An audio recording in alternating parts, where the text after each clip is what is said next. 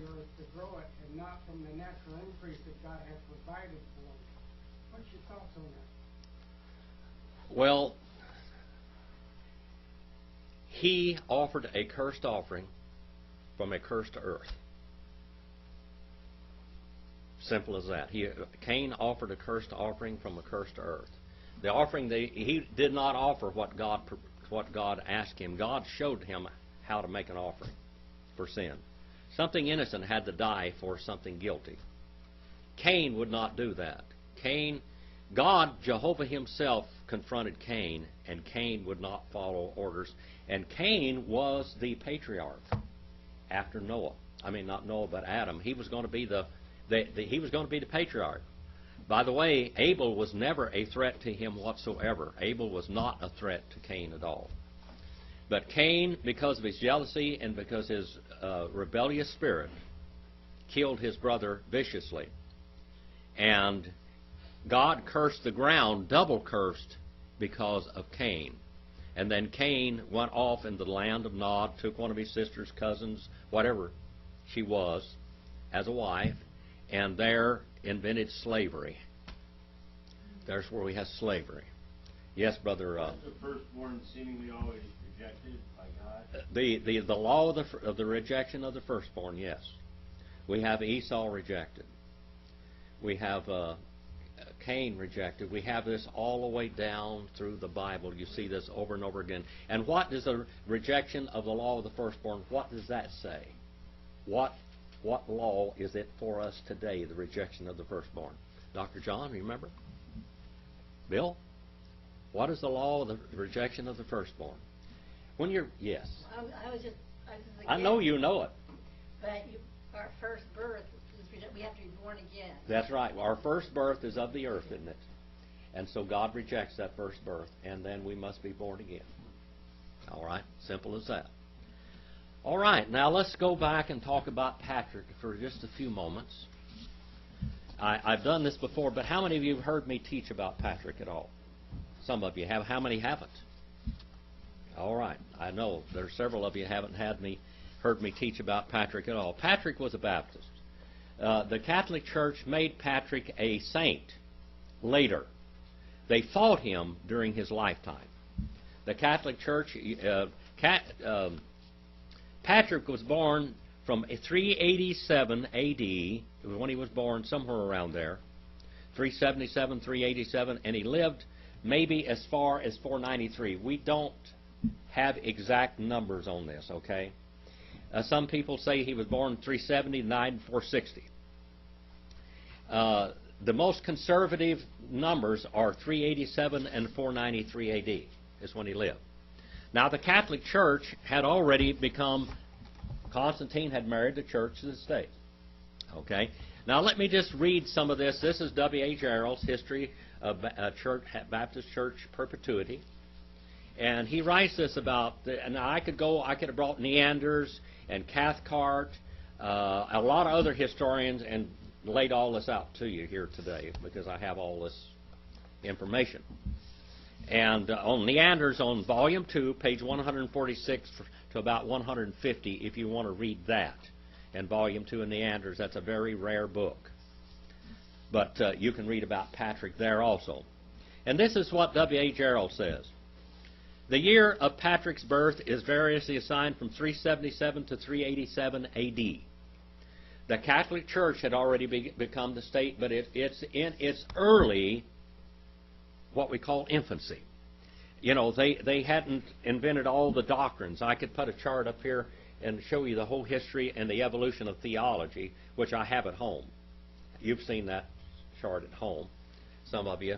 And if you go to the website and study the Kingdom Studies or God's Eternal Purpose, you will see that chart of church history, which is in the back of the Trail of Blood. And you can even go to discovertheword.com or discoverthewordwithdrjim.com, and you can download and read the whole, what we call the Trail of Blood book there, just by downloading it. It says the year of Patrick's birth is various between 377 and 387, the latter being more probable date. That which I give you the most conservative figures. His original name was Succat Patricus. Succat Patricus. That was his real name. And it's a Roman name, by the way. He lived in England or Great Britain, and he was a member of a Baptist church there, and his father was a deacon in that church. He was captured. It said the exact place of his birth is uncertain. It was somewhere in Britain. In the 16th year of his age, while on his father's farm with a number of others, he was seized and carried off by a band of Irish pirates, where he was sold to a petty chief. And a petty chief there is what? They had tribes in Ireland. They had tribes. So this, one of the lower class chieftains in Ireland, they were pagans. These Irish were cannibals and pagans, okay? In his service, he remained 6 years there. And at the end of the 6 years, he succeeded in escaping. He was brought up in a Christian family in a Baptist church in Britain.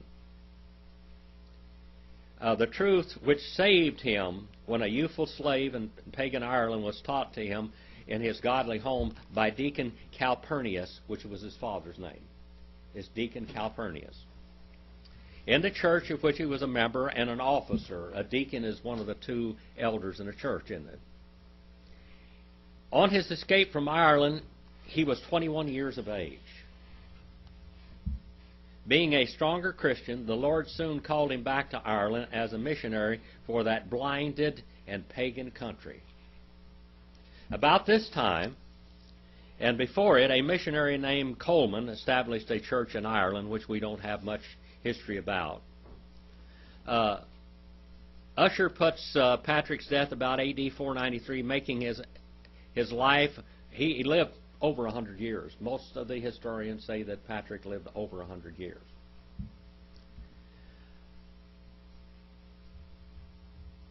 While he was in Ireland, some people say that he baptized by his own hands at least 100,000 people.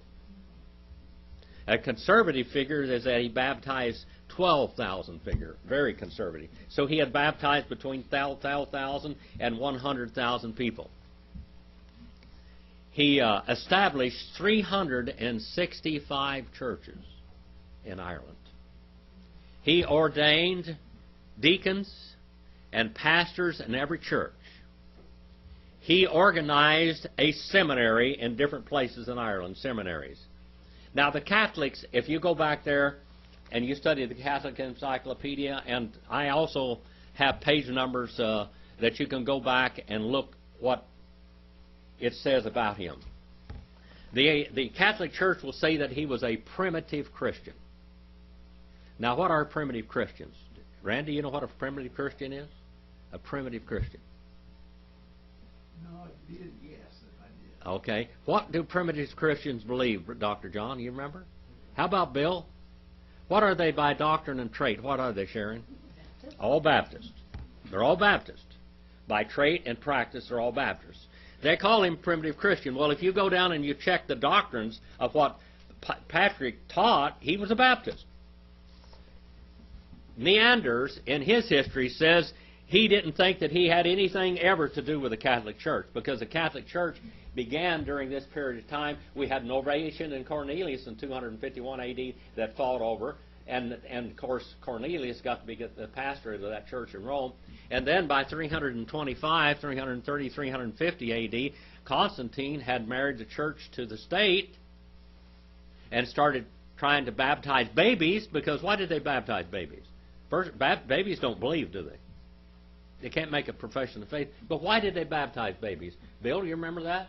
How about it, Bonnie? You remember that one? Dr. John, why did they baptize babies? Sharon. To get him into the church. To make them a member of the church and the state when they were little. Okay? That's why. That's why they did it. And they started inventing the what we call the license of marriage. They started licensing marriage. You couldn't get married outside of the auspices of the Catholic Church. Well, Baptists wouldn't do that. I've got a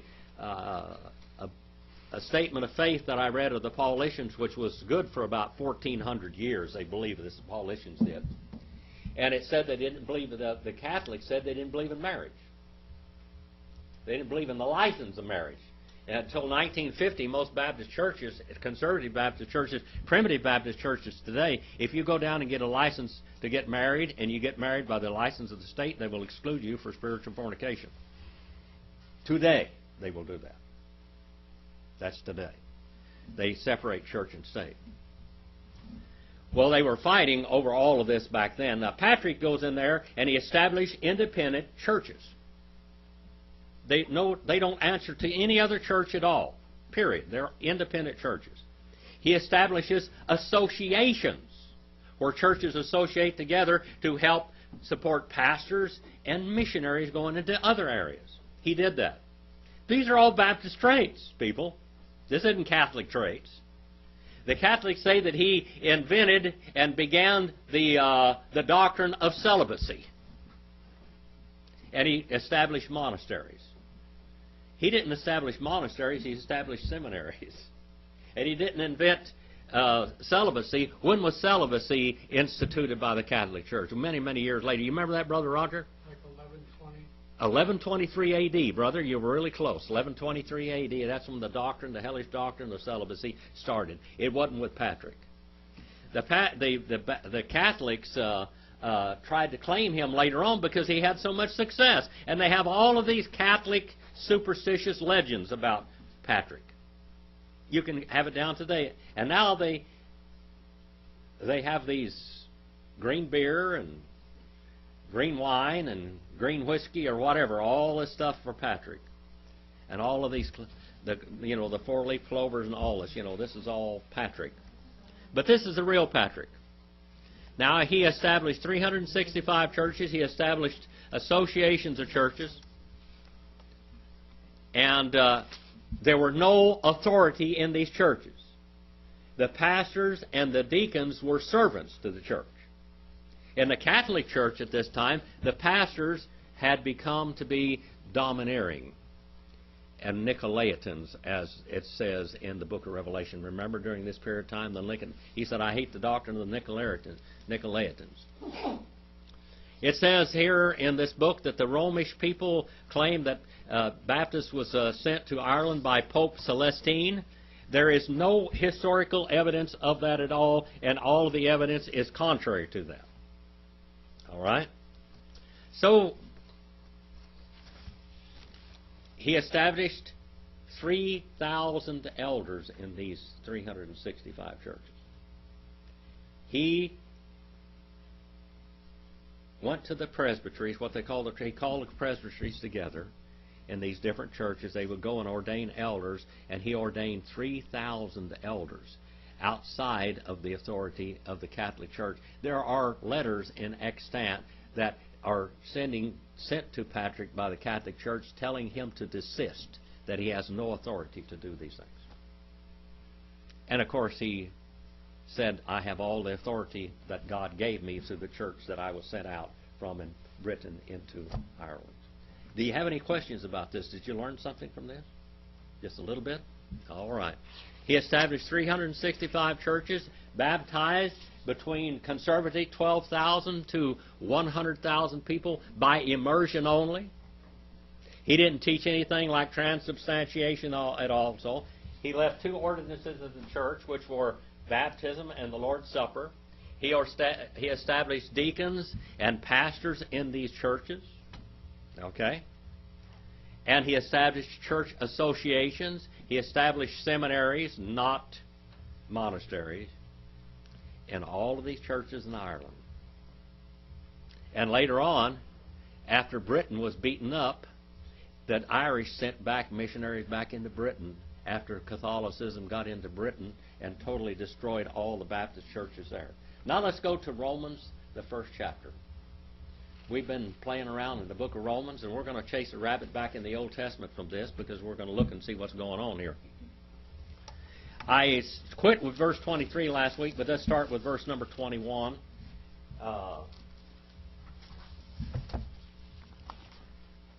Verse number 21.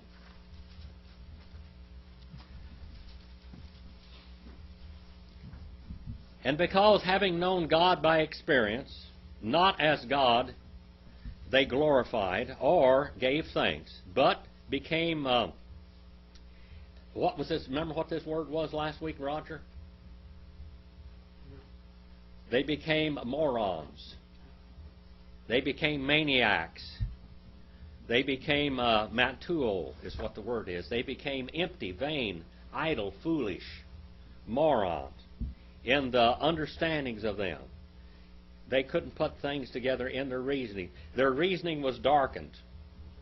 And the reasoning and understanding of them was darkened, and asserting themselves to become wise guys, they became morons. Wise guys. That's the title of this message, is these wise guys. These wise guys became morons. Morons. And that word is morano. Morano. That's where we got our word moron in English. Moron in English.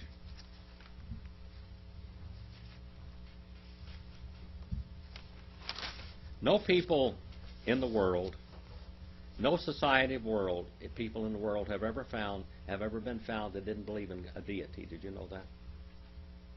The Bible teaches us that God has instilled in every man's spirit, in his soul, the magnetic drawing of God. Verse number 23.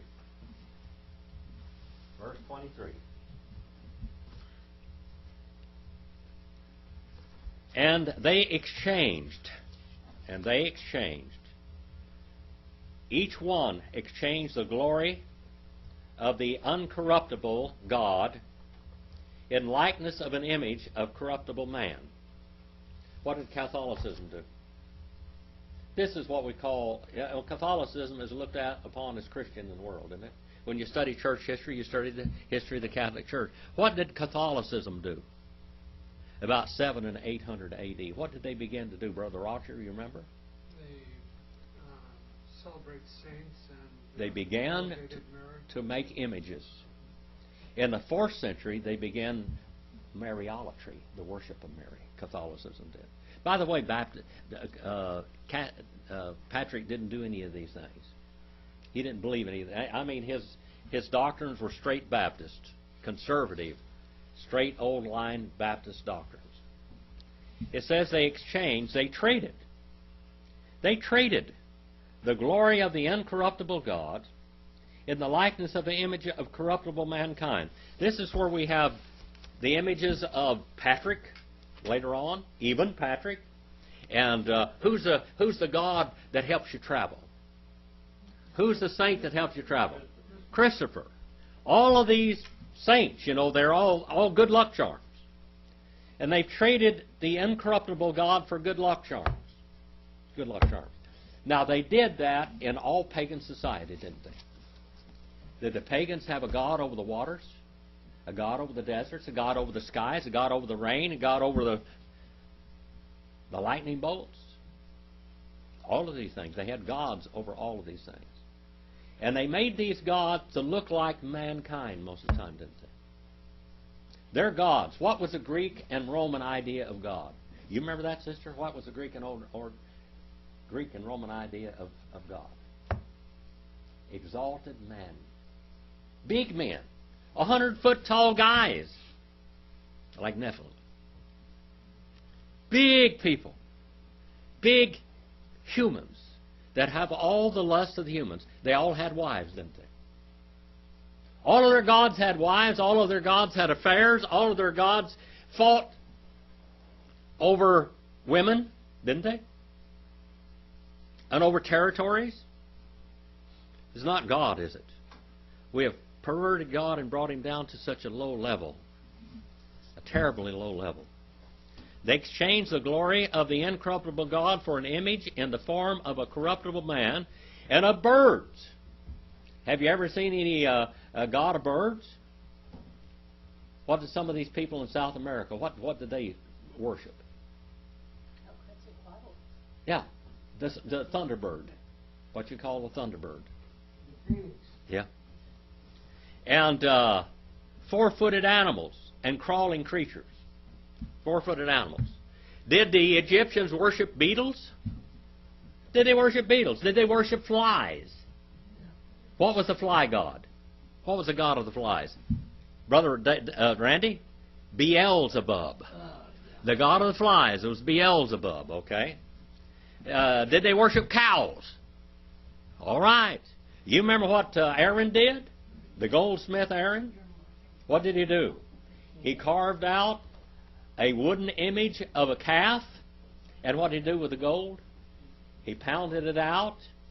He pounded that gold out flat and covered that image with pure gold. And then he said what? What did he tell to Israel? This is the God, this is Jehovah that led you out of Egypt. Boy, that just, every time I say that, I have chills run up my spine. You know what? He didn't make it too much longer, did he? God got rid of Aaron, didn't he? Remember when he took him up on the mountain, what did he do to him? He took his son and put his priestly clothes on his son and said, "Bye, Aaron." Poof. Gone. Finished with him. He just couldn't do it right, could he?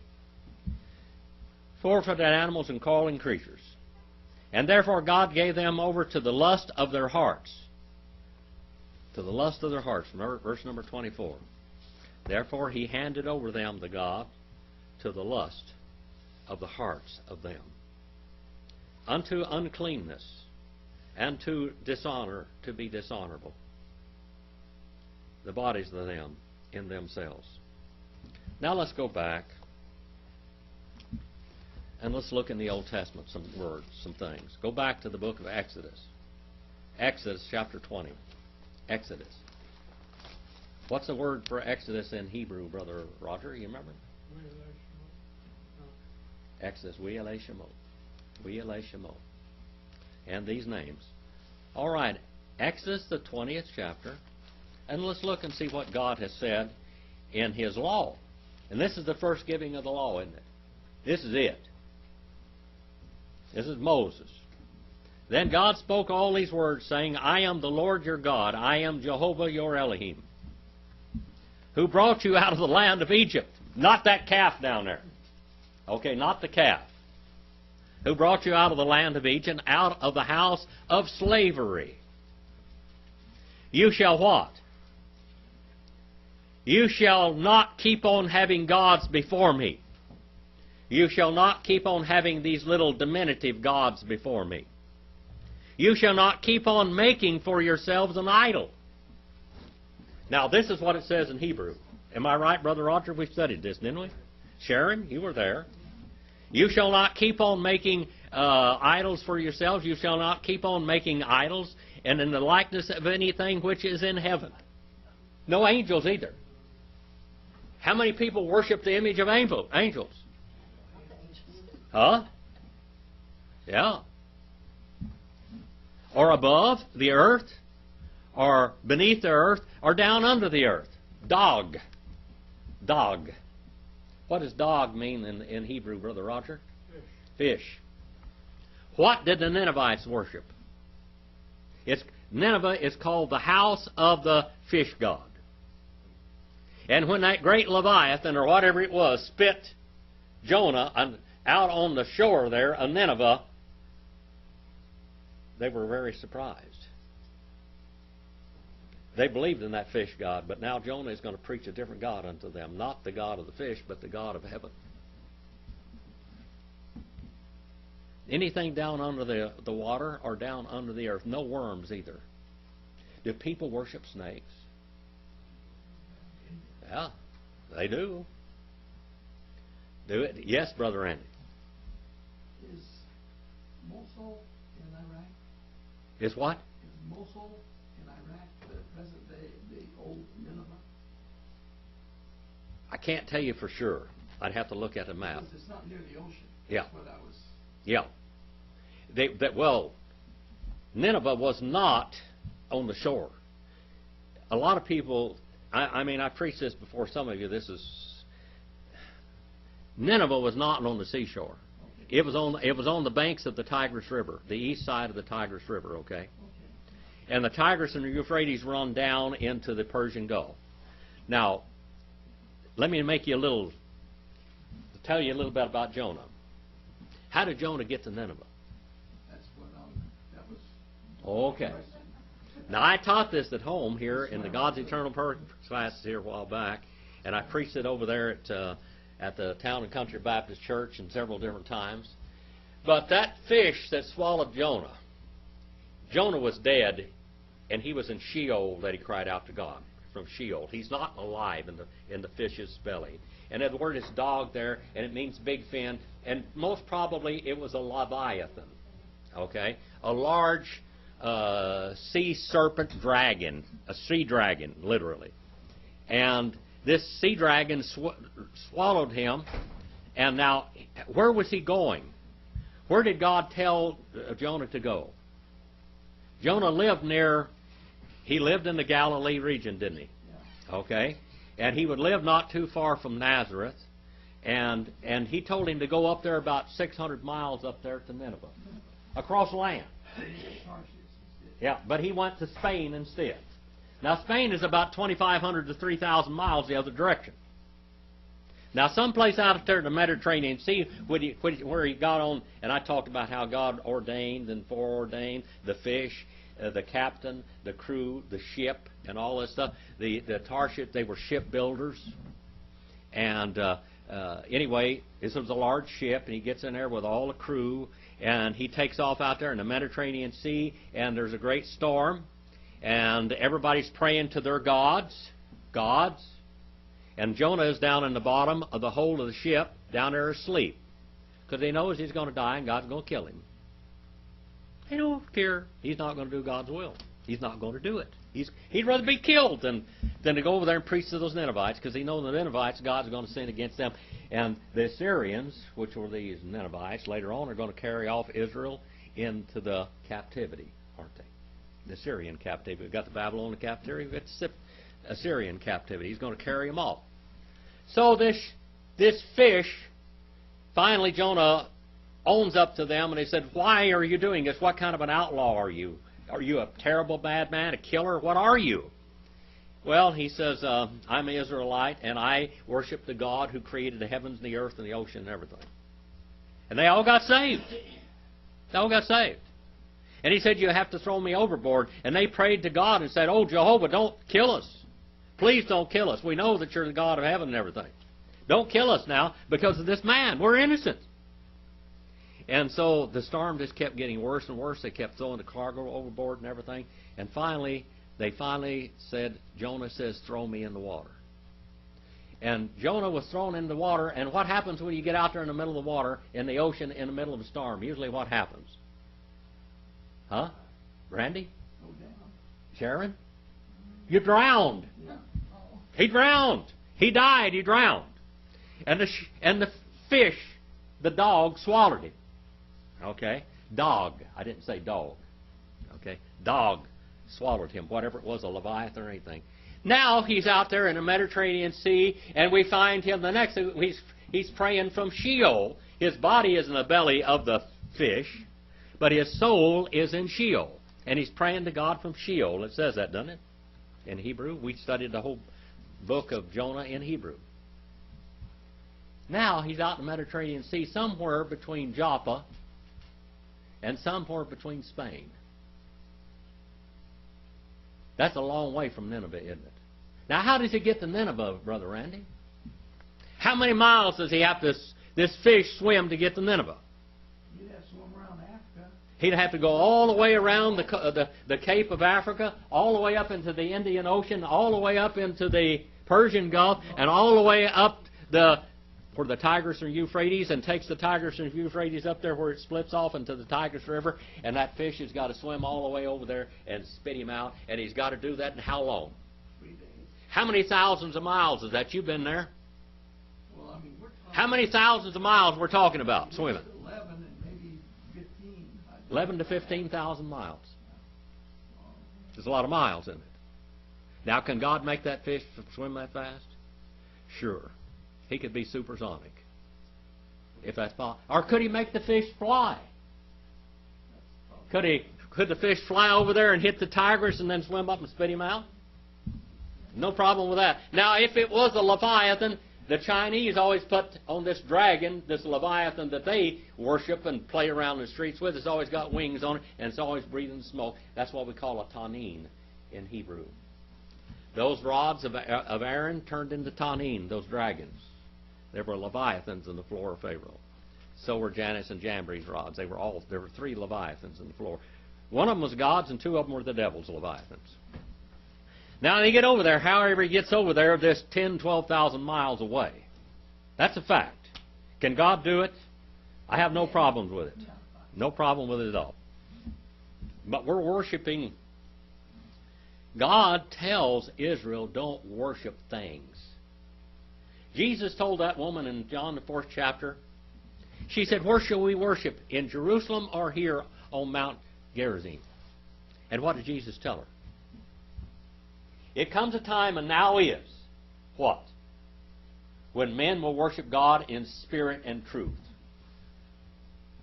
Jerusalem was a center of worship. He said, you people don't know what you're talking about. The Jews, salvation is of the Jews. But time shall come, and now is, when people will worship God in spirit and truth. Let's go back to Exodus 20th chapter. We Shemot. And you shall have no other gods before me. You shall not make for yourselves an idol. You shall not keep on making yourselves idols.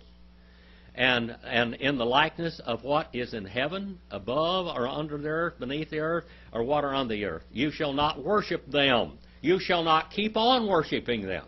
Because they were, weren't they? How long did it get God to get Egypt out of Israel? 40 years. It took him, he took them right out of Egypt. Took him about a year to do that, 9, 10, 11 months to get them out. And they were in the wilderness for 40 years. But how long did it take him to get Egypt out of Israel? When they got into the promised land in Palestine, when they went into those cities that they built there, was Egypt still in Israel? Yeah, it was still in them. It was died in them. When did God get out of Judah? When did God get Egypt out of Judah? Well, that whole generation died. When was that, Brother Roger? When was the Babylonian captivity? Oh, yeah. Many years later, wasn't it? Did Moses talk about the Babylonian captivity that was going to happen? Did he talk about the Syrian captivity? He prophesied about. This same guy's writing this book right here. Genesis, Exodus, Leviticus, Numbers, Deuteronomy. All of these books. Moses wrote about the Babylonian captivity, what's going to happen to him. He wrote about the end times. He wrote about the tribulation period. Did you know that? Moses wrote about this. This is not something just popped up in the book of Revelation, the book of Daniel, Ezekiel, Isaiah. Moses wrote about it. This is the Old Testament prophecies, which we did on Sunday afternoon. Remember that? The Old Testament prophecies. Did Noah ever prophesy about the Gentile church, that the Gentiles would take over the banner of God? Yes. Genesis 9th chapter of Genesis 9, 25 through 27. That Japheth would dwell in tents of Shem and carry on the gospel. You shall not keep on worshiping them, and you shall not keep on serving them, for I, the Lord, Jehovah, your Elohim, am a jealous God, visiting iniquity on the fathers, on the children, on the 3rd and 4th generations. How long had they had this idolatry and paganism in them? For how many generations? Until they went into the Babylonian captivity, they still worshipped idols, and they got over there, they got so sick of idols that they finally left them all and began to worship something else. What did they worship from that time on? What did Israel worship from that time on? It wasn't Jehovah God. The law. You go over there right now. You've been to the Wailing Wall, young lady. How many of you have been over there in Israel? You've been over there in Israel. You've been to the Wailing Wall, Randy? Yeah. You go over to the Wailing Wall, and you see these Orthodox Jews standing there with their long locks and their little caps on their head and everything, and they'll go out there and they'll take out the Torah, the law, and what do they do to it? They kiss it. And what did Jesus say to them? They were doing this in His day. What did Jesus tell them? Don't kiss the law, kiss the Son, lest He become angry. Kiss the Son. Kiss the Son. When you kiss somebody, you submit to them. You submit to them. Kiss the Son, not the law. What does the law bring? Death. The law brings death. Jesus Christ brings life. Let's go on a little bit further now. All of these generations that hate me, when you worship something else besides God, you hate Him. But showing loving kindness to 1,000, and by the way, the word loving kindness that's a beautiful word, because Jesus is called the God of loving kindness. Isn't that something? The God of loving kindness. Showing loving kindness to thousands of those who love me and keep my commandments. And you shall not take the name of the Lord your God in vain. This is when they never spoke the name of Jehovah ever again. Why? For the Lord will not leave him unpunished who takes his name in vain. Now let's go to Exodus, the 23rd chapter. Exodus 23. And I was translating this, and I'm still working on this. Book of Exodus. I was translating this verse here a while back, and it just absolutely just jumped out of the pages at me, just like that. When you see something. The Hebrew is a wonderful language. And it says here in verse number 13. Now concerning, and of course who's speaking here? Moses. God speaking through Moses. Now concerning everything which I have said to you, be on your guard. Keep on being on your guard. And do not keep on mentioning the name of other gods. Don't you even mention their names. I don't want you to speak of them. I don't want you to remember those gods of Egypt. Leave them alone. Leave them back there. I don't want them. I don't want the calf god. I don't want the bull god. I don't want Apis. I don't want Beelzebub. I don't want any of these these names of these gods, the fish god. I don't want them to be heard from your lips. From the lips you. I don't want to see your lips say the name of those gods. Panay, that's what it is. Lips. I don't want to see, and I don't want to hear the name of these gods from your lips. Now let's go back to the book of Romans. And we're just about to quit here. Book of Romans. Verse 24, and God gave them over to the lust of their hearts to impurity, and that their bodies might be dishonored among them. And they traded the truth of God for a lie. Look at that. Verse number 25.